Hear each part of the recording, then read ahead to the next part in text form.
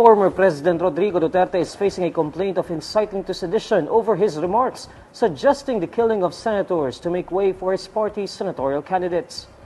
Criminal Investigation and Detection Group Chief Major General Nicolas Torre III filed a complaint of inciting to sedition and unlawful utterances before the Department of Justice on Monday, February 17.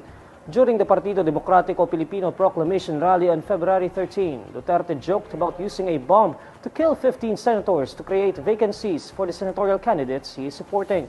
According to Torre, it should no longer be acceptable to make those statements and then pass it off as a joke, citing the chaos the country experienced in 6 years. Torre says this kind of mess about killing should be left behind in the past, saying that offering excuses for such remarks is already too much. Torre adds that he is filing complaints before a Filipino citizen and CIDG chief. He explains that such statements from a former president could influence blind supporters into following him, even comparing it to Duterte's term as president when he encouraged the killing of drug addicts, leaving thousands dead. Asked if he will also encourage senators to file their own complaints against Duterte, Torre responds that it would depend on their appreciation of the situation. Torre also emphasizes that the complaints were beyond politics, asserting that laws cannot be disregarded so easily.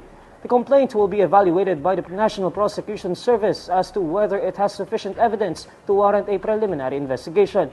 Under Article 142 of the Revised Penal Code, inciting to sedition carries the penalty of 6 months and 1 day to 6 years in prison and a fine not exceeding 400,000 pesos.